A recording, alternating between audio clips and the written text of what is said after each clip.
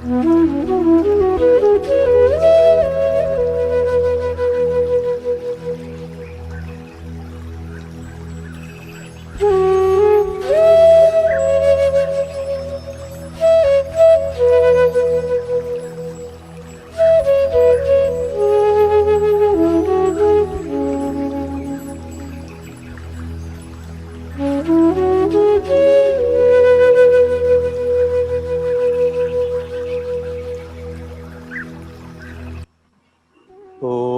भूर्भुवः स्वः तत्सवितुर्वरेण्यं भर्गो देवस्य धीमहि धियो यो नः प्रचोदयात्।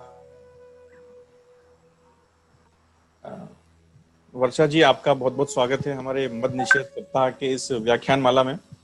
इसके लिए ये सेकंड इसका एपिसोड हम रिकॉर्ड करने जा रहे हैं और जो हमारा जो मध्य सप्ताह चल रहा है 2 अक्टूबर से लेकर 6 अक्टूबर तक का, उसमें ये सेकंड एपिसोड है और काफ़ी इंटरेस्टिंग एपिसोड है और हमारा टॉपिक भी कुछ बहुत ही इंटरेस्टिंग है जो कि हमने लिया है। तो नशा मुक्ति या कुरीति उन्मूलन बोल सकते हैं या फिर हम उसको मेंटल हेल्थ के इश्यूज में बात कर सकते हैं। तो चलिए मैं इसकी शुरुआत करता हूँ। शुरुआत में सबसे पहला क्वेश्चन, आपके जो पीछे पारिजात का फूल लगा है और जिसकी आप ऑनर भी हैं, कॉर्पोरेट पारिजात की, तो पहला क्वेश्चन मुझे पुटअप करता हूँ कि इसका अभिप्राय या आशय क्या है? कॉर्पोरेट पारिजात हमने अभी कुछ समय पहले ही एक फर्म स्टार्ट किया है, एक छोटी कंपनी ऑर्गेनाइजेशन स्टार्ट किया है जिसका मेन मूलतः उद्देश्य ही मानसिक स्वास्थ्य को बढ़ाना है कि हम अलग अलग सेक्टर्स में, मे बी हम कॉर्पोरेट सेक्टर की बात करें, कंपनीज की, इंडस्ट्रियल एरिया की, हम अभी जिस एरिया में हैं वो इंडस्ट्रियल हब है, इंडस्ट्रियल कैपिटल है कंट्री का। तो यहाँ पे जो मेरा पर्सनल ऑब्जर्वेशन है, पिछले 1-2 साल में बहुत ही ज़्यादा पुअर मेंटल हेल्थ की तरफ सब टिल्ट हो रहे हैं और ये पेंडेमिक कोविड-19 तो इसे और अच्छे तरीके से हमें बता चुका है, महसूस करा चुका है हम सबको। तो इसका उद्देश्य यही है पारिजात का। पारिजात का मतलब है डिविनिटी और अलग तरह के ऑटिस्टिक हेल्थ से भी रिलेट करता है ये टर्म। तो मूल उद्देश्य है हम हर एक व्यक्ति, जन जन तक विचार क्रांति, जो वेदमूर्ति तपोनिष्ठ पंडित श्री राम शर्मा आचार्य जी का मूलतः उद्देश्य था, इसी की बात मानसिक स्वास्थ्य से कनेक्ट करते हुए हम काम करते हैं अलग अलग लोगों के बीच। तो आपने जो पारिजात शब्द रखा, यही क्यों रखा है? इसके लिए अगर कोई, हमारे पास बहुत सारे और भी खजाने हैं, लेकिन पारिजात ही क्यों आपने सेलेक्ट किया? हाँ, पारिजात शब्द कैसे लिया वो बहुत लंबी प्रोसेस थी। हमने 1-2 महीने उस पर बहुत एक्सपेरिमेंट किया, बट एंड रिजल्ट जो हमें पता चला, ये एक अम्ब्रेला टर्म है पारिजात एक शब्द, और जिसका हिस्टोरिकल माइथोलॉजिकल इम्पोर्टेंस भी है। समुद्र मंथन के समय पारिजात पुष्प आया, शंकर जी का फेवरेट फ्लावर है, विष्णु कृष्ण पूजा में भी इस पारिजात पुष्प को चढ़ाया जाता है। स्वर्ग में इसका कल्प वृक्ष सोने का पेड़ है, सोने के फूल कहा जाता है। और अभी आज के समय में भी ये बहुत ज्यादा कोरिलेट करता है हेल्थ के पर्सपेक्टिव में, स्पेशली क्योंकि पारिजात पुष्प के, पारिजात के पेड़ के पत्तियों के बहुत इम्पोर्टेंस है हेल्थ से रिलेटेड ना। आयुर्वेद में भी इसकी महत्ता है और वैदिक एस्ट्रोलॉजी में इसकी बहुत इम्पोर्टेंस है। आर्किटेक्चर भी बहुत इसको एप्रिपल करते हैं, इसलिए ये अलग अलग डायमेंशंस में देखा। न ही सिर्फ उसका इम्पोर्टेंस बल्कि रिलीजियस वैल्यूज में भी जैन भी इसको मानते हैं, बौद्ध भी मानते हैं, हम हिंदू तो मानते ही हैं। तो हर पर्सपेक्टिव में ये बहुत अप्रोप्रिएट लग रहा था, इसलिए फिर हमने इस अच्छा, इसका एक साइंटिफिक आधार क्या, आप क्या मानते हैं, उसे क्या मानते हैं इस चीज को? जैसे कि आपने रिलीजियस में तो उसको बताया कि कई सारे धर्म इसको मानते हैं, पूजाओं में यूज होता है, भगवान जी को बड़ा प्रिय है और इसके आयुर्वेदिक भी है, लेकिन इसका एक साइंटिफिक क्या है, इसकी विशेषता क्या है, श्रेष्ठता क्या है? साइंटिफिक जैसे मैंने बताया डिवाइन तक के ही है, फिजिकल, मेंटल, सोशल, स्पिरिचुअल तक का इसका लक्ष्य है। अभी हम उसे अपने मेंटल लेवल पे ही यूज कर रहे हैं कि उसको घर में रहने से वहां के एम्बियंस में पॉजिटिविटी डेवलप होने लगती है। उसका फ्रेगनेंस से भी एक अरोमा की तरह काम करता है वो हमारे मेंटल हेल्थ के लिए। तो अभी हम अपने मेंटल हेल्थ को कनेक्ट करते हुए इसे स्टार्ट किए, और डेफिनेटली लक्ष्य तो अध्यात्म की गहराइयों तक पहुंचना है, तो वहां तक की हम बात करेंगे आगे। चलिए बहुत अच्छा आपने डिस्क्रिप्शन किया इसका। चलिए हम अपने सेशंस के टॉपिक्स पे आते हैं। आपने वर्तमान में बहुत सारी चीज़ों में से कई सारे सेशंस लिए होंगे जहाँ पर कॉरपोरेट जगत में या नॉर्मल पीपल्स में मेंटल हेल्थ की बड़ी प्रॉब्लम आ रही है, आप देख ही रहे होंगे। और लेकिन उससे प्रॉब्लम से सॉल्व करने के लिए व्यक्ति मेरे ख्याल से नशे की तरफ या शराब की तरफ या कुछ अल्कोहल्स की तरफ ज़्यादा अट्रैक्ट हो जाता है। तो वो उसके लिए, हालांकि वो डिस्ट्रॉय का काम ही करता है, उसकी हेल्थ को भी डिस्ट्रॉय करता है, फिजिकल हेल्थ को डिस्ट्रॉय करता है और मेंटल को तो करता ही करता है। तो इसको आप अभी किस रूप में देख रही हैं? एक्चुअल में आज की इस कॉर्पोरेट वर्ल्ड में इतनी भागा दौड़ की जिंदगी में व्यक्ति बहुत शॉर्ट टर्म गोल्स लेके चलता है। उसे इंस्टेंट और इमीडिएट सॉल्यूशन चाहिए।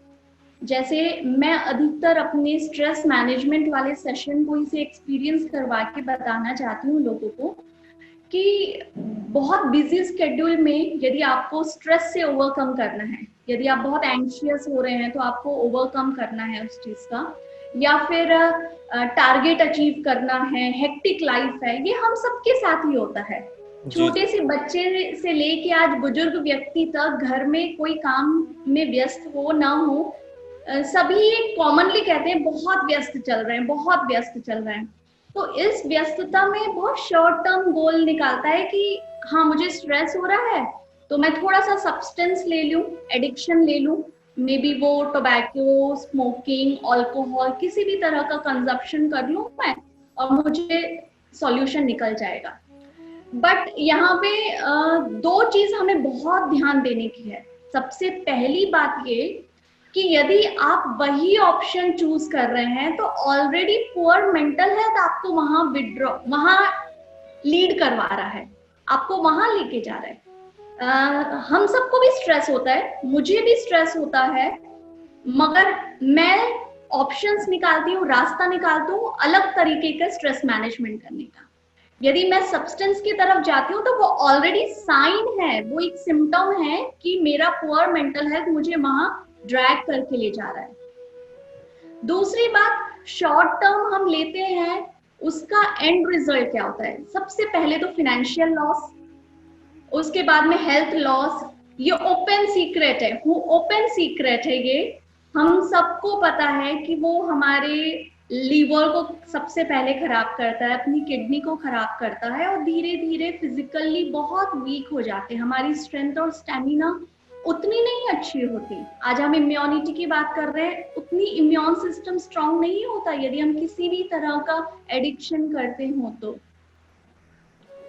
और यदि हम इसी को ही थोड़ा सा अलग तरीके से पॉजिटिवली यदि उस चीज को मैनेज करें तो हम ज्यादा बेटर कर पाएंगे। तो हम शॉर्ट टर्म गोल क्यों सेट करें? हम शॉर्ट टर्म गोल ना सेट करके बहुत वाइडर एस्पेक्ट में हम क्यों ना सोचें और अपने स्ट्रेस को या किसी भी तरीके के इश्यूज को, स्ट्रगल को हम मैनेज करें। तो ये हमें समझना जरूरी है। एक नॉर्मल लाइफ के लिए व्यक्ति जो आया है, तो हमारी बात हुई कॉर्पोरेट जगत के लिए कि व्यक्ति कुछ स्ट्रेस में आता है और वो कुछ एब्स्ट्रैक्शन की तरफ जाता है, कुछ चीज़ों को लेना शुरू करता है ताकि उसे लगता है कि वो मतलब उससे थोड़ा सा कुछ समय के लिए पार पा जाएगा, अपने कुछ नॉर्मल हो जाएगा, लेकिन उसको हानियां तो बहुत सारी होती हैं। एक नॉर्मल व्यक्ति के लिए अगर आप सजेस्ट करें कि अगर वो स्ट्रेस में है या वो अल्कोहलिक ले रहा है या कुछ ऐसी चीज़ों को ले रहा है, तो वो उसको ना लेते हुए वो क्या ऐसी चीजें अपना सकता है, जैसे योग हुआ, प्राणायाम हुआ या दूसरी चीजें हुई, आपके हिसाब से? जी, सबका अपना अपना इंडिविजुअल लाइफस्टाइल होती है और चॉइस भी होता है। सबका अपना एक लाइफ को लीड करने का एक एटीट्यूड अपना होता है। तो सभी इंडिविजुअल के लिए सारी चीजें तो नहीं एप्लीकेबल होती हैं, बट चाहे किसी भी तरह के पर्सन हो, यदि उन्हें सब्सटेंस का मन कर रहा है, क्योंकि आज यदि हम स्टडीज को देखें, रिसर्चर्स को देखें, तो जो पहले लोग एडिक्शन शुरू करना शुरू कर देते थे वो कहीं ना कहीं अडल्ट होने के बाद शुरू करते थे। जॉब में, प्रोफेशन में आने के बाद सोशल स्टेटस के तौर पे वो स्टार्ट करने लग गए थे। बट आज के टाइम में वो एज बहुत छोटी हो चुकी है। आज टीन एज में एंटर होते ही बच्चा एडिक्शन शुरू करने लग रहा है। वो एज लेवल, जो एज रेंज है वो बहुत कम होती जा रही है, इसलिए ये बहुत वार्निंग साइन है। एक तरफ हमारा देश युवा प्रधान देश है, majority of population is youth, but आज यही चीज मैं कॉलेज में भी वर्क करती हूँ और ऐसे कई टीनेजर्स, एडोलसेंट्स से मिलना मेरा होता है। उनके लाइफ में उनकी डेफिनेशन ही नहीं है कि यदि हम कोई सेलिब्रेशन करें या कोई हमारे रिजल्ट्स अच्छे आए हैं तो हमने शैंपेन नहीं खोला या हमने नाइट आउट पार्टी नहीं किया तो काय का सेलिब्रेशन। तो सबसे पहली बात, हमारी कॉग्निटिव लर्निंग हमें शुरू करनी है। और ये बहुत बहुत अप्रोप्रिएटली, बहुत स्टैंडर्डाइज्ड वे में, साइंटिफिक तरीके से श्री राम शर्मा आचार्य जी ने बताया है। उन्होंने बहुत बड़ी कॉग्निटिव बिहेवियर थेरेपी, जो आज साइकोलॉजी में हम बहुत प्रोमिनेंटली यूज करते हैं, उन्होंने बहुत सिंप्लीफाई करके बता दिया है 3 स्टेप्स में। सबसे पहली बात है, मनुष्य जैसा सोचता है, यानी सोचना, पहले सब कुछ हमारे थॉट प्रोसेस में आती है, हमारी मेंटल लेवल पे आती है। तो सबसे पहले हमारी कॉग्निटिव लर्निंग करें। यदि गलत कॉन्सेप्ट हमने समझ रखा है तो उसको अनलर्न करके वापस रीलर्न करें हम, क्योंकि स्टेटस साइन है ये, बड़े हो गए हैं, नहीं पिए खाए तो फिर काय की मस्ती, पार्टी में हमने ये नहीं किया तो क्या मजा किया। तो वो डेफिनेशन, वो रीबिल्ड करना बहुत जरूरी है मेंटल लेवल पे पहले। फिर दूसरा, हम क्या कर रहे हैं, पहला हम जैसा सोचते हैं फिर हम वैसे ही करने लगते हैं। हमारा बिहेवियर, हमारा व्यवहारिक जीवन में, हमारे एक्शन कर्म में उसी तरीके से रिफ्लेक्ट आने लगते हैं। जी जी। और तीसरे लेवल पे उन्होंने बताया कि वैसे ही पर्सन हम बन जाते हैं, यानी हमारी पर्सनैलिटी उसी तरीके से डेवलप हो जाती है। पहला कॉग्निशन, दूसरा behaviour, third is and result, हमारा पर्सनालिटी उसी तरीके से बन जाता है। क्योंकि ये हम इसलिए समझ सकते हैं, ये बिल्कुल सही नहीं होगा ये कहना कि सारे सक्सेसफुल पर्सन ड्रिंक करते हैं, क्योंकि सक्सेस की बहुत शैलो डेफिनेशन हम लेके चलते हैं। Success is a big huge word, उसकी अपनी अपनी इम्पोर्टेंस है अलग अलग पर्सन में। तो वो हमें समझना है सक्सेस का मतलब क्या है, कौन लोग हैं सक्सेसफुल, और उसके बाद में कॉग्निटिव बिहेवियर और फिर एंड रिजल्ट हमारी पर्सनालिटी वैसे हो। क्योंकि सभी लोग ड्रिंक कर रहे हैं सक्सेसफुल है ये जरूरी नहीं है, मगर जो गलत कर रहे हैं वो बहुत कोरिलेट करते हैं कि वो सब्सटेंस तो है। आप न्यूज देखिए, रिसर्चेस देखिए, आपको देखिएगा कि रेप कर रहे हैं उसके पहले अल्कोहल जरूर होगा, डोमेस्टिक वायलेंस कर रहे हैं अल्कोहल कंजप्शन जरूर होगा वहां पे।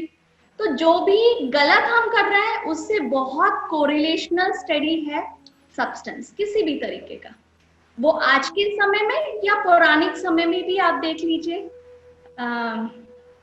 धृतराष्ट्र की सभा में भी दुर्योधन मद्यपान, धृत, बिल्कुल बिल्कुल, तो वो बहुत कोरिलेट करता है। उस समय में भी देखिए या आज के समय में भी देख लीजिए, गलत काम is directly proportional to, directly correlated with any substance, किसी भी तरीके का सब्सटेंस। जी। आपने काफी रिसर्च करी होगी इस चीज पे, क्योंकि टीनेजर्स जो हैं इतने अल्कोहलिक हो रहे हैं, इतने एडिक्शन हो रहे हैं, तो इसका एक आप इसका कारण क्या मानती हैं? मतलब इसका एक वैज्ञानिक आधार, मतलब साइंटिफिकली है या फिर लाइफस्टाइल है या फिर सोसाइटी से मिल रहा है, क्या है? और सबसे ज्यादा घातक इसमें से कौन सा हो सकता है उनके लिए? टीनेजर्स में तो सबसे ज्यादा दिखावा, बिल्कुल, क्योंकि हमारे सीनियर्स ने भी ऐसे सेलिब्रेट किया, हमें भी ऐसे, वो एक तरीके से कल्चर होते जा रहा है, वो एक ट्रेंड फॉलो कर रहे हैं हम। जैसे हम फैमिली में हमारी हेरिडिटी बनती जाती है, किसी भी तरीके की जीन्स ट्रांसफर होके वो कल्चर डेवलप हो जाता है। या रीति रिवाज रिचुअल हम फॉलो करते हैं, कोई भी व्रत उपवास त्योहार में हम करते हैं।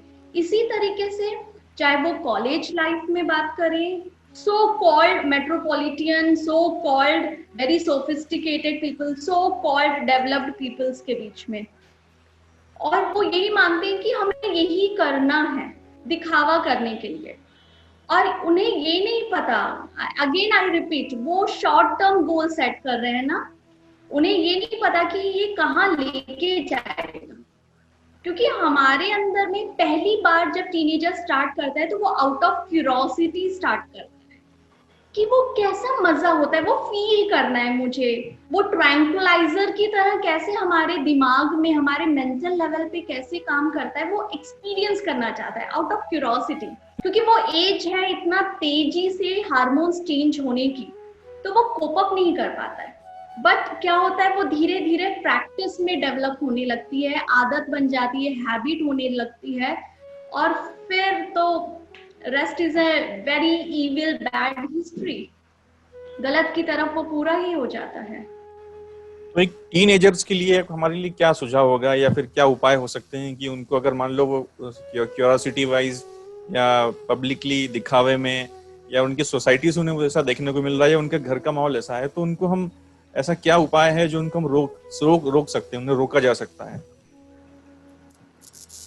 कुछ कॉन्सेप्ट्स वापस सीखने होंगे, जैसे दिखावे में नहीं जाना है, ट्रेंड उसी तरीके से ब्लाइंडली नहीं फॉलो करना है, लॉजिकली ही हमें अंडरस्टैंड करना है। क्योंकि हमारे अंदर ऐसा कोई पैरामीटर स्केल फिट नहीं है। आप डे टू डे लाइफ में भी हम सब खाना खाते हैं, दिन में 2 बार 3 बार खाना खाते हैं, क्या एक जैसी डाइट होती है हमारी एकदम स्टैंडर्डाइज्ड कि आज 2 रोटी खाए हैं तो 2 ही खाना है? कभी ज्यादा भूख लग सकती है, हमारी डेली लाइफस्टाइल के बेस पे कभी कम भी भूख लग जाती है। तो वो आउट ऑफ क्यूरोसिटी जो वो पहला दूसरा स्टार्ट करते हैं, वो धीरे धीरे बढ़ते ही जाता है। ऐसा पैरामीटर स्केल हमारे बॉडी में नहीं है, इस तरीके से समझना होगा। और फिजिकली लॉस तो सभी को ही पता है, मगर इसका मेंटल लेवल पे क्या लॉस है ये समझना ज्यादा जरूरी है। यदि ये समझने लगेंगे तो शायद ये एक्सेप्टेबिलिटी वापस शुरू होने लगेगी। क्योंकि बहुत अच्छे से हम समझ सकते हैं इस चीज को कि ऐसा कहते हैं कई सारे एपिसोड्स में, मूवीज और कहीं डायलॉग्स में भी, एक कहावत के तौर पे भी हम पॉपुलरली सुनते हैं इस चीज को कि यदि व्यक्ति मुंह नहीं खोल रहा है तो उसको 1 बॉटल पिला दो, सारा उगल देगा। क्यों ठीक है, वो हमारे स्वार्थ की तक की बात है कि वो कुछ अपना सीक्रेट प्राइवेसी खोल देगा, कॉन्फिडेंशियलिटी ब्रेक कर देगा, वहां तक के ठीक है, वो हमारा स्वार्थ है। अदर साइड यदि इसको गहराई से समझे तो माइंड मैनेजमेंट नहीं है, तभी तो वो ओपन अप हो जाता है, अनलॉक कर देता है वो इन रूटेड चीजें और ओपन करके फ्लो में बोल देता है। वो एक शराब पीने वाले के दोस्त सारे शराबी होते हैं, सब साथ में बैठ के फिर एक जैसी बातें करते हैं। यदि एक फ्रेंड सर्कल में एक पर्सन यदि सब्सटेंस नहीं लेता है, किसी भी तरह का एडिक्शन नहीं करता है, तो उसे फ्रेंड सर्कल में सरवाइव करना ज्यादा कॉम्प्लेक्स हो जाता है, ज्यादा डिफिकल्ट हो जाती है। ऑड मैन आउट की तरह उसे बाहर थ्रो आउट कर दिया जाता है। जबकि ये यदि आदत है तो फ्रेंड सर्कल बहुत जल्दी बन जाते हैं। बट वापस समझने की जरूरत है, फ्रेंड सर्कल बन जाते हैं तो वो क्या करते हैं, फिर ऐसा क्या वो बहुत इनिशिएटिव पॉजिटिव काम करते हैं? वो गलत ही करते हैं, क्योंकि रात, सब्सटेंस और फिर उसके नेगेटिव हैबिट्स, नेगेटिव क्यूरोसिटीज, सब कुछ कोरिलेट करता है। तो ये चीज मेंटल लेवल पे अंडरस्टैंड करके छोटी छोटी प्रैक्टिसेस, चाहे वो कर्म की बात है, सात्विकता की बात है, जो हमारे अध्यात्म में की जाती है, प्रार्थना की बात है, यज्ञ की बात है, जप की बात है, मंत्र की बात है, ये छोटी छोटी कैप्सूल्स की तरह हम यदि इसको डे टू डे लाइफ में यूज करने लगे तो माइंड को वापस रीलर्न करने में इजी हो जाता है। क्योंकि यहाँ पे जहाँ से मैं आपसे बात कर रही हूँ ये ड्राई स्टेट है, गुजरात से मैं बात कर रही हूँ आपसे। पास में दमन है, आस पास जो भी यहाँ पे जिनसे भी हम मिलते हैं, बातचीत करते हैं, वीकेंड में आप लोग क्या करते हैं? हम तो दमन जाते हैं।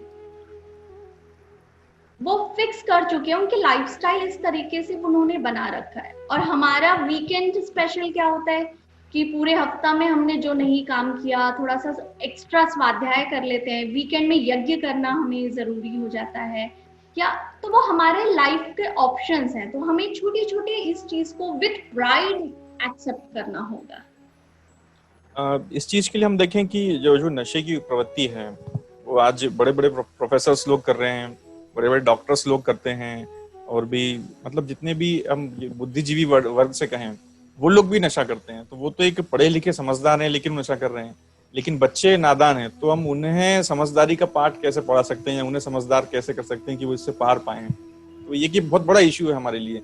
एक हम जैसे कि AWGP शांतिवन हरिद्वार ने अपनी एक जो इसके लिए डॉक्यूमेंट्री बनाई है, उसमें भी एक ये वाला टॉपिक है कि ये वाला वर्ग इतना नशा करता है, इतने % नशा करते हैं।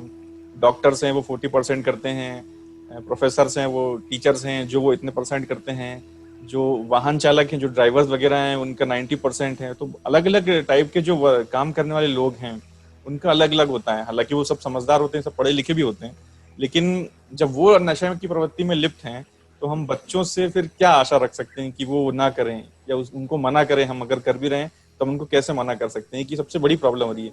आप इसको कैसे देखती हैं? बिल्कुल, तभी मैंने आपको ये स्पेसिफिकली कहा कि फिजिकली हम सबको पता है उसका नेगेटिव कॉन्सिक्वेंसेस क्या है, तब भी हम कर रहे हैं।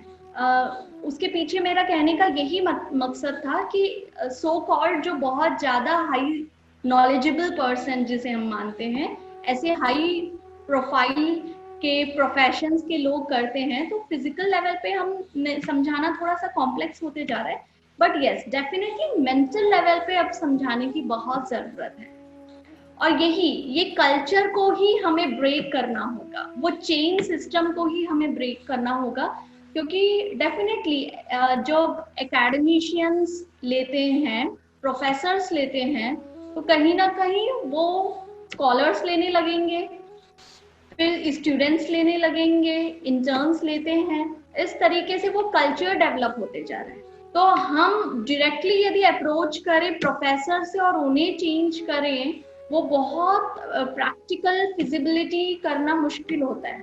बट हम स्टार्ट करें जो अभी बडिंग यूथ है, टीनेजर्स, इसलिए मैंने बिल्कुल स्टार्ट में वही फोकस किया, हम टीनेजर्स से ही फोकस करें और उन्हें ऐसे कॉन्सेप्ट्स दे दें कि जब भी वो स्ट्रेस हो रहे हैं तो वो थोड़ी देर म्यूजिक सुन लें, थोड़ी देर डांस कर लें, अपने आप को रिफ्रेश कर लें, या हम अपने near and dear family member से बात करें, अच्छे फ्रेंड्स से बात करें जो अच्छे गाइडेंस दे पाए उन्हें। तो स्ट्रेस का मैनेजमेंट कहीं ना कहीं इस तरीके से वो लेके जाए। तो अब जो करंट जनरेशन को हम यदि कॉन्सेप्चुअलाइज सही तरीके से कर दें तो एक वो डायरेक्शन मिलेगा और आगे के लिए फिर वो एक नया कल्चर फिर डेवलप होने लगेगा। यदि एक करंट जनरेशन को ही हम यदि उस चीज से कट ऑफ कर दे, बहुत प्रैक्टिकली मुश्किल है। जितना साउंड करना इजी होता है, क्योंकि पानी को नीचे बहाना बहुत इजी होता है और पानी को ऊपर चढ़ाने के लिए मोटर की आवश्यकता होती है। तो this is really going to be a very very complex. तभी आज आप देखिए रिहैबिलिटेशन सेंटर्स हैं, तो उसमें मैक्सिमम सब्सटेंस के कारण ही वो आज आना पड़ता है उनको। हालांकि रिहैबिलिटेशन के बहुत सारी ट्रीटमेंट होती हैं, बहुत सारे केसेस वो लेते हैं, बट मेजॉरिटी वहां पे एडमिटेड या सेशंस के लिए विजिट करने वाले ज्यादा पॉपुलेशन है जो सब्सटेंस डिपेंडेंसी हो गई है उनकी। और आज के समय में वो सब्सटेंस एक धीरे धीरे इंटरनेट भी होते जा रहा है, मोबाइल या किसी भी तरीके का गैजेट भी होते जा रहा है। पहले सिर्फ एक्सटर्नल सब्सटेंस लिक्विड और सॉलिड फॉर्म की हम बात करते थे, बट आजकल ये मटेरियलिस्टिक इंटरनेट भी होते जा रहा है।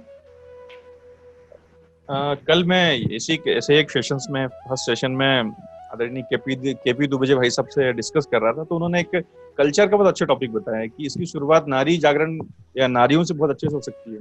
आज बहुत सी ऐसी लड़कियां हैं जो ये डिसाइड कर चुकी हैं कि अगर अगर उसको अपना पार्टनर चुनना है, अगर वो एडिक्शन में लिप्त है, ऐसी चीजें हैं, तो हम उनसे शादी नहीं करेंगे। तो ये एक बहुत अच्छा एक मैसेज है कि अगर वो इस टाइप से सोच रही है कि मेरा पार्टनर जो होगा, लाइफ पार्टनर, वो अगर एडिक्शन में लिप्त है, तो मैं उससे शादी नहीं करूंगी, ऐसे घर में नहीं जाऊंगी। तो ये की बहुत अच्छी कल्चरल की शुरुआत है।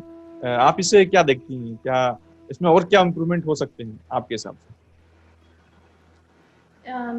वाकई में दुबे भाई साहब ने बहुत ही सटीक बात कही और रूट कॉज का सॉल्यूशन की ही बात की है। बिल्कुल इस चीज पे बहुत ध्यान रखना चाहिए और अच्छी बात है यदि यंगस्टर्स ये करें। तो गर्ल्स को भी उस तरीके से बनना होगा डेफिनेटली। यदि मैं एक्सपेक्ट करती हूँ कि मेरा पार्टनर ऐसा हो, तो सबसे पहले मुझे खुद को भी फॉलो करना होगा। तो सेल्फ से ही वापस शुरू हो जाता है। अपना सुधार संसार की सबसे बड़ी सेवा है। बिल्कुल बिल्कुल। हमें स्वयं से ही शुरू करना होगा, क्योंकि ये कल्चर जो कॉलेज और कॉर्पोरेट का है, यहाँ पे पहले पहले कहा जाता था कि जेंट्स ज्यादा इसको पीते हैं, बॉयज ज्यादा पीते हैं, या फैमिली सेटअप में यदि इस चीज को यूज किया जा रहा है तो लेडीज का सेक्शन अलग होता था और जेंट्स अपनी मंडली बना के साथ में लेते थे। बट आजकल इक्वालिटी का बहुत अन्यथा मीनिंग ले रहे हैं हम। तो आजकल इक्वालिटी में ये चीज का भी कंट्रीब्यूशन हो रहा है। तो डेफिनेटली यदि एक लेडी की रिस्पॉन्सिबिलिटी एक सोसाइटी, एक फैमिली, एक नेशन के अपलिफ्टमेंट के लिए बहुत बड़ा कंट्रीब्यूशन है कि हम करें, तो फिर हमारा पार्टनर, फिर आने वाली जनरेशन, फिर फैमिली सेटअप उसी तरीके से होता जाएगा। तो definitely girls should take the initiative. जी, ये बहुत, हालांकि चीजें बहुत टफ हैं, क्योंकि एक अभी भी कहीं ना कहीं हमें ये देखने को मिलता है कि पुरुष प्रधान समाज है, वो ही घर के डिसीजन लेता है। उसे क्या करना है, घर में कैसा वातावरण चाहिए, वो डिसाइड करता है। लेकिन एक बड़ी भूमिका हो सकती है अगर महिलाएं घर के डिसीजंस लें, वो भी अपने आप को इतना क्लीन, इतना प्योर रखें, ताकि वो अपने फैमिली को एक अच्छा गाइड कर पाए। उन्हें उस चीज के लिए अगर वो जा भी रहा है तो उसे न रोकें, बहुत अच्छी चीज है। मेरा अगला क्वेश्चन ये है कि नशा मुक्ति जो चीजें होती है, व्यक्ति एडिक्ट हो जाता है, चीजों को लेने लग जाता है, क्यूरोसिटी वर्स, दिखावे वर्स या फैशन वर्स वो लेता है, लेकिन फिर उसे कहीं ना कहीं वो चीज अच्छी लगने लग जाती है। तो एक क्या इसका एक क्या कोई केमिस्ट्री की लैंग्वेज पूछें, क्या कोई ऐसा पदार्थ होता है कि जो हमें वो चीज बार बार करने के लिए प्रोवोक करता है, उकसाता है? ऐसा क्या उसमें आपकी कोई रिसर्च में ऐसा आपने देखा है कभी? और जो उससे उसकी मेंटल हेल्थ भी बिगड़ती चली जाती है? एक्चुअल में इसका जैसे हमें स्टडीज बताती है क्यों व्यक्ति ये करने लगता है, क्योंकि ये एडिक्शन का मतलब ये बार बार उसे उस तरफ से कंपल्सिवली वो करने लगता है ना। सबसे पहले बिल्कुल ये बात सही है कि दिखावा करते हुए क्यूरोसिटी के तौर पे ही ये स्टार्ट होता है। सबसे पहला सिप या पहला स्ट्रोक जो भी लेना है, वो तो यार मैंने ऐसा देखा था, और फिर उसको बहुत स्टाइलिश तरीके से भी प्रेजेंट कर देते हैं कुछ पॉपुलेशन के लोग, कि ऐसे घुमा के सिगरेट पीना या इस तरीके से लेना, इस तरीके से स्टाइलिश वे में सिप लेना। तो एनी ऑफ दोज रीजंस, जो भी कारण से यदि वो ले रहे हैं, बट वो एक्चुअल में क्या होता है, स्टार्टिंग में सेटिस्फैक्शन बहुत थोड़ा सा सब्सटेंस लेने पे होने लगता है, बट क्योंकि उसका फिजिक इस तरीके से वो अफेक्ट करता है बॉडी में जाके, जब हमारे बॉडी के हार्मोन्स से या बॉडी के ब्लड फ्लो में इस तरीके से वो मिक्सअप होता है कि धीरे धीरे क्या होता है कि सब्सटेंस थोड़ा ले रहे हैं, सेटिस्फैक्शन बहुत मिल रहा है, बट धीरे धीरे लेते लेते लेते लेते सब्सटेंस ज्यादा लेना पड़ता है और सेटिस्फैक्शन कम होने लगता है। तभी ऐसा होता है कि स्टार्टिंग में तो उन्हें कड़वी लगती है, उन्हें अच्छा नहीं लगता है, बट धीरे धीरे लेते लेते क्या होता है, एक एक बॉटल भी ले ले या बहुत सारा क्वांटिटी में भी ले ले, तो वो फील नहीं आता है जो स्टार्टिंग में उन्हें जो एक ट्रैंक्विलाइजर की तरह सो कॉल्ड फील होता था उन्हें, तो वो नहीं होता है, तभी उन्हें हाई पावर चाहिए। ये बिल्कुल उसी तरीके से जैसे एलोपैथ में हम 100 mg की टैबलेट ले रहे हैं, यदि फिर भी कोई एंटीबायोटिक बॉडी में वर्क नहीं कर रही है, घाव यदि नहीं सूख रहा है, तो फिजिशियन हमें ये कहते हैं कि 100 mg नहीं मैनेज हो रही है, बॉडी उतना नहीं एडजस्ट कर रही है और ज्यादा रिक्वायर कर रही है बॉडी, तो फिर वो बढ़ा के 250 mg दे देगा। उससे ज्यादा जल्दी ठीक होना है, आपको डाइट भी अच्छा लेना है, 500 mg आप ले लो। इस तरीके से वो mg बढ़ाते जाते हैं। उसी तरीके से ये भी है, उनका सेटिस्फैक्शन जो शुरू थोड़े से क्वांटिटी में हो गया था, अब वो ज्यादा क्वांटिटी लेने पर भी सेटिस्फैक्शन बहुत कम होती जा रही है, तभी वो इतने डिपेंडेंट हो जाते हैं। स्टार्टिंग में सब्सटेंस लेते हैं, फिर लास्ट में क्या होता है, डिपेंडेंट हो जाते हैं। शुरुआत में जो फ्रेंड्स कहते थे यार इस उम्र में नहीं पिएंगे तो क्या होगा, लास्ट में कुछ ही टाइम पीरियड में ये हो जाता है कि यार वो तो बेवड़ा है, ये वर्ड हम यूज करते हैं, और वो वापस उसे किक ऑफ कर दिया जाता है उसी फ्रेंड सर्कल से, तो यार ये तो पी पी के पड़ा ही रहता है, इसके साथ हम उठना बैठना करेंगे तो हमारी एक इमेज खराब होगी। तो हमें वो फ्यूचर के लिए सोचना होगा। कभी कभी हम बहुत पॉजिटिव नहीं सोचते हैं, तो थोड़ा नेगेटिव इस डायरेक्शन में यदि सोचें हम, फ्लाइट या फाइट इफेक्ट की हम बात कर रहे हैं, कि मान लीजिए आप आज ले रहे हैं, कल कितना लेंगे, परसों कितना लेंगे, 1 महीना, 3 महीना, थोड़ा सा फ्यूचर प्लान करके देखिए आप अपने आप को, विजनरी देखिए आप, तो आपको पता चलेगा कि नेगेटिव कॉन्सिक्वेंस फ्यूचर में किस डायरेक्शन की तरफ जा रही है, कहाँ हम जा रहे हैं अपने आप को। ये एक तरीके से वो खाई है जहां से व्यक्ति निकलना बहुत मुश्किल हो सकता है। उससे अच्छा है कि हम पहले ही बच जाएं। Prevention is better than cure.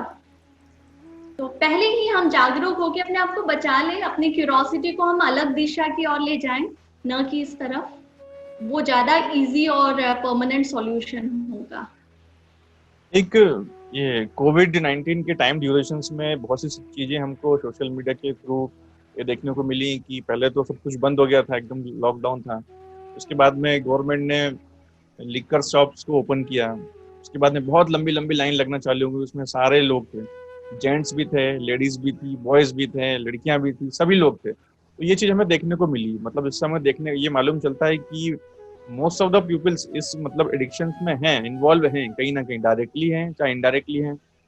तो ये बहुत बड़ी समस्या बनती जा रही है। एक तो आप इस चीज को भी कोविड-19 के थ्रू, हालांकि बहुत अच्छी चीजें भी हुई हैं, लोग ने अपने हेल्थ कॉन्शियस हो गए हैं, मेंटल हेल्थ के लिए उन्होंने काफी चीजों को अडॉप्ट किया है। एक व्यक्ति ने भी किया है तो कई सारे उसके पूरे ग्रुप सर्कल ने उसको अडॉप्ट भी किया है और बहुत चीजों में अच्छा हुआ है। इस चीज को आप ड्यूरेशन में, मतलब आपकी रिसर्च इसमें क्या कहती है? एक्चुअल में जो प्रोजेक्ट जिस तरीके से हमारे सामने प्रेजेंट किया जाता है, हम वहीं तक के ही देख सोच पाते हैं और उसी तरीके से हम एक इमेजिन कर लेते हैं या उसी तरीके से हम विजुअलाइज करने लगते हैं चीजों को। ये बात बिल्कुल बहुत ही गलत मैसेज गिविंग था सोसाइटी के लिए कि सब लाइन में लगे हैं और कुछ लोग उसमें आप ही देश की इकोनॉमी को बचाएंगे क्योंकि टैक्स वो ज्यादा दे रहे हैं, इस तरीके से भी this was a negative message. वो इमेज क्यों नहीं दिखाया? मेरा बिल्कुल मन था, आप जैसे ही अभी बोले मुझे वो टाइम याद आ गया जब मैं भी इस चीज को न्यूज में देख रही थी। जो व्यक्ति वहां खड़े थे लाइन में, काश उनकी फैमिली की रिकॉर्डिंग की जाती कि अब आपके घर में इतने दिन लॉकडाउन में शराब नहीं आई थी, अब शराब की दुकान खुल चुकी है, आज इतने दिनों के बाद में आपके पास वापस शराब आने वाली है, तो अब आपका क्या अभिप्राय है? तो फैमिली वाले सही बात बताते हैं कि जो पर्सन लेके आ रहे हैं, जो कंजप्शन करते हैं फैमिली में, इनटेक करते हैं अल्कोहल को, उसके बाद उनका रिएक्शन, उनका नेचर, उनका बिहेवियर, उनके पार्टनर के साथ, उनके बच्चों के साथ क्या बिहेवियर होता है, तब सही मैसेज पता चलता। आधी बात बताई गई क्योंकि यही लॉकडाउन में एक स्टडी आई थी जो बहुत बहुत क्रूशियल थी कि इस लॉकडाउन में सब घर में थे, तो क्योंकि अपनी इंडिया कल्चर में बहुत तरह के अलग अलग पॉपुलेशन है, there is a wide range of people live in this country. तो कई जगह ऐसे भी थे जहां फैमिली लाइफ अच्छे से बिताने का एक मौका मिला है, सब साथ में खाना बना रहे, साथ खा रहे, एक हेल्दी फैमिली लाइफ कर रहे हैं। एक वर्ग ऐसा भी था जो अपने बच्चों को देख देख के परेशान हो रहे थे कि अच्छा मेरा बच्चा ऐसा भी करता था, मुझे तो पता ही नहीं, क्योंकि वो घर पे ही नहीं रहते थे, अब घर पे साथ हैं। और तीसरे ऐसे भी थे होम मेकर्स और वर्किंग भी जो परेशान थी, क्योंकि लॉकडाउन में डोमेस्टिक वायलेंस, फीमेल अब्यूज बढ़ गया था 73% के आसपास सिर्फ लॉकडाउन के ड्यूरेशन में। तो कहीं ना कहीं हमारी लाइफस्टाइल, हमारी डिपेंडेंसी, हमारा थॉट प्रोसेस को हमें चेंज करना बहुत बहुत जरूरी है।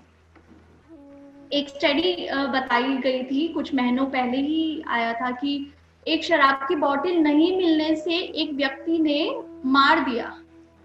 मतलब देखिए, हम बहुत कॉमनली न्यूज में देखते हैं कि हाँ बस न्यूज वाले ऐसे ही दिखा रहे हैं, बट यदि उसको थोड़े से गहराई से ठहराव के साथ सोचा जाए तो मन हिल जाता है कि यानी एक व्यक्ति के जान की कीमत एक शराब की बोतल, बस कि एक बोतल नहीं मिलने से वो इतने अग्रेसिव हो गए, इतनी उत्तेजना आ गई, इतना क्रोध आ गया, आउट ऑफ कंट्रोल हो गए और उन्होंने मर्डर कर दिया, मार दिया एक व्यक्ति को।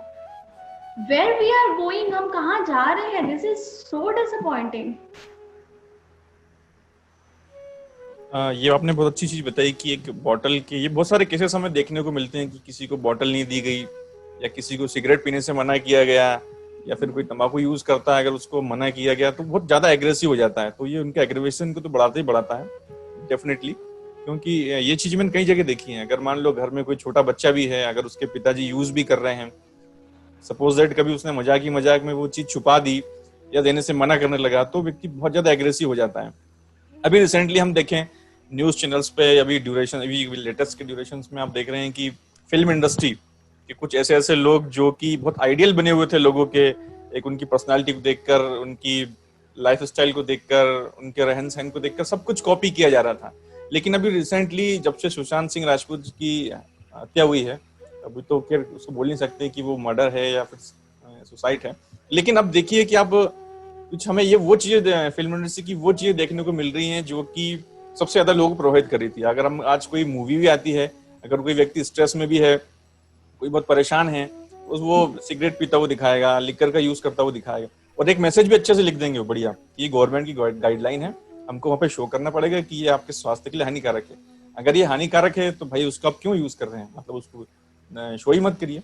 लेकिन सब चीजें हैं, गवर्नमेंट की कुछ कमजोरियों को फिल्म इंडस्ट्री भी बहुत अच्छे से यूज करती है, उसकी थ्रू मार्केटिंग भी करती है।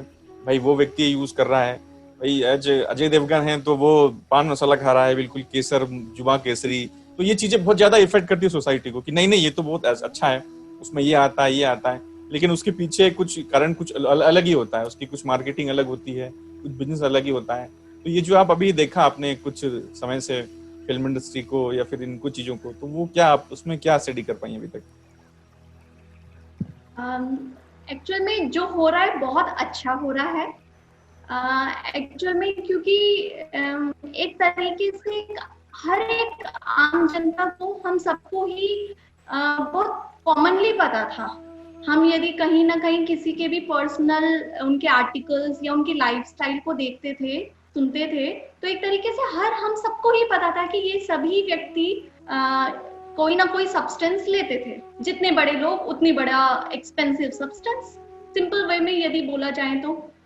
बट अब यदि ये ओपनली आ रही है और इस तरीके से यदि स्ट्रिक्ट एक्शन लिया जाए तो डेफिनेटली एक आइडियोलॉजी का सही तरीके से पता जाएगा। क्योंकि मुझे बहुत गर्व है कि मैं देव संस्कृत विश्वविद्यालय में पढ़ी हूँ, और वहाँ पे जब हमारी लाइफ मैनेजमेंट की क्लास होती है तो उसमें एक स्पेसिफिक एक टॉपिक है कि आदर्श कैसा होना चाहिए, हाउ टू सेट आइडल। तो एक नॉर्मल बाहर यदि मैं शायद पढ़ती कॉलेज यूनिवर्सिटी में, तो मैं भी यही कहती आदर्श कैसा होना चाहिए। हमने एक आइडल की इमेज ही बना दी है कि सेलिब्रिटी ही आइडल हो सकते हैं, या कोई स्पोर्ट्स पर्सन सेकंड नंबर पे। उसके अलावा आइडल कौन होता है हमें पता ही नहीं है, हमारी जनरेशन को पता ही नहीं है। बट हाँ, हमारी देव संस्कृत विश्वविद्यालय में हमें ये चीज बिल्कुल डे वन से ही सिखाया कि बौना नहीं होना चाहिए। डेफिनेशन हमने लिखा है उस चीज को कि आदर्श बौना नहीं होना चाहिए। तो ये तो बाय प्रोफेशन एक्टिंग करते थे, that's it, this is part of their profession. हम उनको आइडल नहीं कह सकते थे। आइडल हम अपने गुरुदेव, अपने माता पिता, भगत सिंह, स्वामी विवेकानंद, मणिकर्णिका, हम उनको मानते हैं। उनके रोल को जो निभाए हैं उनको नहीं मानते हम। तो सबसे पहले वो चीज समझना बहुत जरूरी है। और दूसरी चीज जो मुझे वापस यहाँ पे याद आती है, बहुत अच्छे तरीके से पंडित श्रीराम शर्मा आचार्य जी ने कहा था, लोक रंजन से लोक मंगल तक काम होगा। तो वाकई में मेरी एक रिसर्च भी नृत्य, नाटक, संगीत पे बेस्ड है। तो हमें उस चीज को भी वापस रीडिफाइन करना होगा। पहले एक नाटक हरिश्चंद्र का देख के गांधी जी के जीवन में इतना मतलब इतनी प्रेरणादायक हो गए कि उन्होंने सत्य वहीं से सीखना शुरू कर दिया।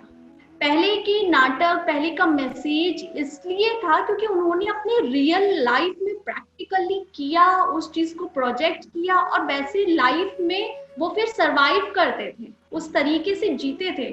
तो वो पहुंचता था, वो मैसेज के तौर पे पहुंचता है, क्योंकि जितनी बोलने वाले शब्द हैं उससे ज्यादा जैसे हम जीते हैं वो मैसेज के तौर पे लोगों तक पहुंचती है। और ये तो बस बाय प्रोफेशन एक्टिंग कर रहे हैं, 1% भी वो यदि अपने लाइफ में जो रोल निभा रहे हैं सो कॉल्ड हीरो बनके, मगर यदि आप पर्सनल लाइफ में विलन का काम कर रहे हैं, तो यदि हमारे अंदर थोड़ा भी इंसाइट होगा तो हम विलन के तौर पे ही आपको परसीव करेंगे, हीरो के तौर पे हम नहीं कर सकते।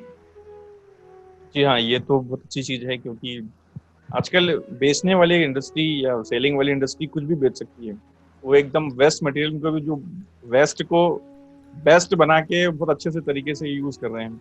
इसके लिए बहुत सारे ड्रग्स भी हैं, कोई कैप्सूल्स वगैरह भी होते हैं। आप देखा होगा सेलिब्रिटी ऐड करते हैं कि ये मेरी जीवन का, मेरे सुखी रहने का, मेरी अच्छी हेल्थ का राज यही है। और हालांकि इसके पीछे एक अलग मिस्ट्री होती है। हालांकि हम अगर इसमें चेंजेस लाना चाहें, इसमें एक क्रांति लाना चाहें, इसमें एक परिवर्तन लाना चाहें नशा मुक्ति के खिलाफ, तो हम उसको कैसे उन स्वास्थ्य के जागरूक करते हुए कैसे ला सकते हैं आपके हिसाब से? थोड़ी सी हमारी अपनी हैबिट्स को हम चेंज करते हैं। मंत्र, पहला कैप्सूल यदि मैं बताऊं तो हमारे रात सोने का समय और उठने का समय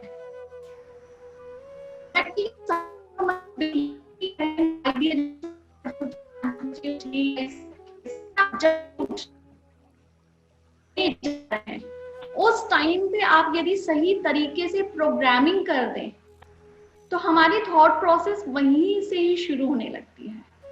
क्योंकि बहुत ही साइकोलॉजिकल इम्पैक्ट उस टाइम पे होता है। जिस टाइम पे हम सोने जा रहे हैं, जिस मूड, जिस टेम्परामेंट, जिस एटीट्यूड में हम सो रहे हैं, वही मूड, वही टेम्परामेंट में हम अगले दिन सुबह उठेंगे।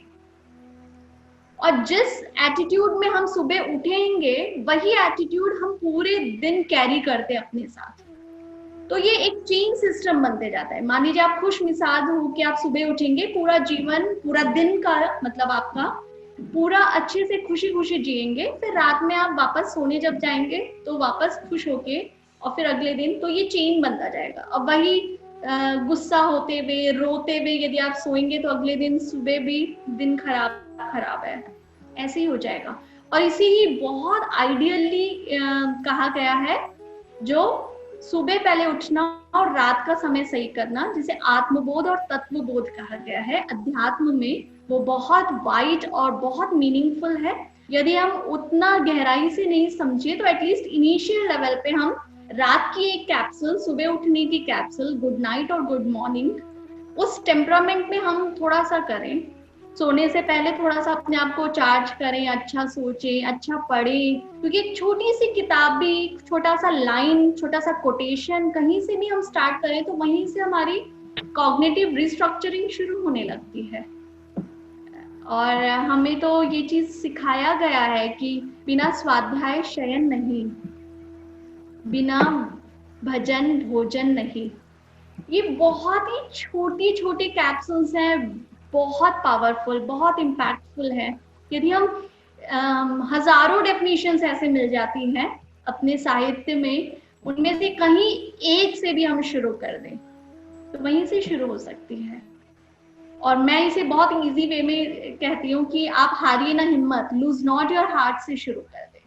बहुत सिंपल है और एक छोटा सा पैराग्राफ पढ़ने में किसी को ज्यादा जोर भी नहीं आता, छोटी सी किताब पर्स में, हैंडबैग में कैरी करने में भी दिक्कत नहीं आती, वहीं से आप शुरू कर सकते हैं।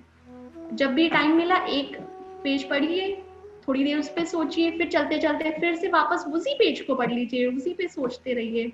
अनुव्रत, छोटा छोटा संकल्प लें। जी हाँ, ये तो बहुत चेंजेस देखने को मिल रहा है, क्योंकि जब तक एक हम ये बोलते हैं ना कि बड़ी फैमिली हुआ करती थी, सामूहिक परिवार होता था, तब तक तो ये बहुत चीजें आम हो जाती थी, मतलब बच्चों के लिए भी, क्योंकि बड़े लोग वो उस चीज को, रूल्स रेगुलेशंस को, जो उनकी दिनचर्या है, जो वो देखते आए हैं, जिस टाइप से वो अपना शयन करते थे, उसके बाद सुबह उठने की प्रोसेस होती थी। लेकिन आज क्या है कि थोड़ा सा विस्तारवादी हम होते जा रहे हैं, न्यूक्लियर होते जा रहे हैं, फैमिली हमारी छोटी होती जा रही है, और लाइफ स्टाइल एकदम ये हो गया है कि सुबह उठे सीधा ऑफिस, लेट नाइट आए, खाना खाया और सीधे गो टू बेड, उसके बाद डेली यही प्रोसेस होती है। तो हम लोगों की जो प्रोसेस इतनी मतलब कॉम्प्लिकेटेड होती जा रही है, तो हम लोग अपने जो आने वाली अपकमिंग जनरेशन है उनको ये प्रोवाइड कर ही नहीं पा रहे हैं। दूसरा, आजकल एक मोबाइल एडिक्शन भी सबसे ज्यादा हो चुका है।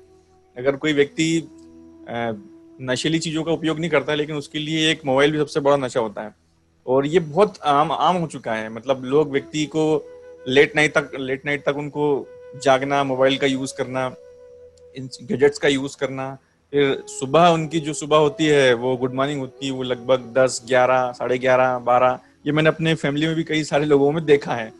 तो ये बहुत एडिक्शंस इतना ज्यादा हो चुका है कि वो व्यक्ति के mental health, physical health, society, सबको मतलब बहुत ज्यादा प्रभावित कर रहा है। हालांकि देखा जाए तो इन चीजों में सुधार लाना बहुत जरूरी है। आपने बहुत अच्छी चीजें आज के इस सेशंस में हमें बताई और बहुत अच्छा नॉलेज मिला। लास्ट में जाते जाते कुछ आपकी टिप्स, कुछ आपका जो एक मैसेज आप अगर बोलना चाहें तो बिल्कुल बताइए। जी, जैसे अभी तक के हम ये बात कर रहे थे कि जो जो भी सब्सटेंस लेते हैं उससे क्या क्या गलत हो रहा है, कैसे बचा जा सकता है। बट जैसे कोई भी आदत होता, किसी ना किसी से कुछ ना कुछ सीखने की बात जरूर होती है। तो डेफिनेटली जो व्यसन करते हैं उनसे हमें एक चीज जरूर सीखनी चाहिए, वो भी हमें सिखाते हैं, वो है डेडिकेशन। वो डेडिकेशन सिखाते हैं। मान लीजिए आप और मैं, यदि मान लीजिए हमें प्रज्ञा पे पीने का मन हुआ, दूध पीने का मन हुआ, तो शायद हम लापरवाही कर सकते हैं। यदि कोई अल्कोहल पर्सन को, यदि उन्हें पीना है, तो वो कितने भी किलोमीटर ट्रैवल करके भी जाना है तो वो ड्राइव पे निकलेंगे, लेके आएंगे। तो उनसे डेडिकेशन जरूर सीखना चाहिए। यदि उन्होंने वीकेंड का प्लान किया है, 31 दिसंबर नाइट, ये सब दिन है जहाँ पे बहुत ज्यादा भारी मात्रा में कंजप्शन किया जाता है, तो इन दिनों में हुक और कोक, दुनिया चाहे इधर उधर हो जाए, उन्होंने यदि टारगेट किया है तो वो अचीव करते ही हैं। तो वो डेडिकेशन हमें सीखना चाहिए, क्योंकि हम वो फ्लेक्सिबिलिटी का बहुत गलत इस्तेमाल कर लेते हैं कि आज ही तो हमने संकल्प लिया है, चलो छोड़ दो, कल फिर सोचते हैं, फिर परसों सोचते हैं। चलो हमने सोचा था कि हम आज से नहीं इनटेक करेंगे अल्कोहल को, मगर हमारे दोस्त ने कहा चल चल यार, आज एक बार, आज रात एक बार थोड़ी सी गपशप हो जाए और फिर कल से तू छोड़ देना। तो फिर हम फ्लेक्सिबल हो जाते हैं। तो ये चीज न लाके, है ना, ऐसा व्रत ले जिसका विकल्प न हो, और उस पे थोड़े से फर्म डिटर्मिनेशन के साथ आप एक कदम आगे बढ़ाएंगे, डेफिनेटली हमें वो रास्ता मिलेगा। डेडिकेशन हमें जरूर सीखना चाहिए उस चीज को। और दूसरी बात, आपने बहुत अच्छा कहा कि जॉइंट फैमिलीज में इस चीज को एक लाइफस्टाइल सही तरीके से करना बहुत इजी हो जाता है। बट यदि चाहे न्यूक्लियर हो चाहे जॉइंट हो, क्योंकि एंटायरली चेंज करना, आइडियली बातें हम 100% कहें, फैमिली सेटअप को हम चेंज कर दें, वो हमारे लिमिटेशन से बाहर होता है कभी कभी। तो जरूरी नहीं आप न्यूक्लियर हो या ग्रुप हो, बट सेल्फ डिसिप्लिन हम अपने ऊपर अंकुश लगाएं और अपना नियंत्रण करके हम ले, तो definitely the world is waiting for a good and positive way. ये बहुत बहुत धन्यवाद, आपने बहुत अच्छी जानकारी, बहुत अच्छी टिप्स और बहुत अच्छी रिसर्च आपने अपनी इस चीज के लिए बताई। इसके लिए बहुत बहुत आभारी हैं हम। और आपसे कोशिश करेंगे कि आने वाले सेशंस में कुछ नए क्वेश्चंस, कुछ लोगों की नई क्वेरीज, कुछ नई प्रॉब्लम्स के साथ डिस्कस करेंगे। चलिए, जैसा हमने शुरुआत में गायत्री मंत्र से स्टार्ट किया था, हम शांति पाठ से अपनी इस आज की व्याख्यान माला को, आज के इस प्रोग्राम सेशंस को हम समाप्त करते हैं। ओम ध्यो शांति अंतरिक्ष गुम शांति, पृथ्वी शांतिरापः शांतिरौषधयः शांति, वनस्पतयः शांतिर्विश्वे देवा शांति, ब्रह्म शांति, सर्वगुं शांति, शांतिरेव शांति, सामा शांतिरेधि। ओम शांति शांति शांति, सर्वारिष्टेषु शांतिर्भवतु।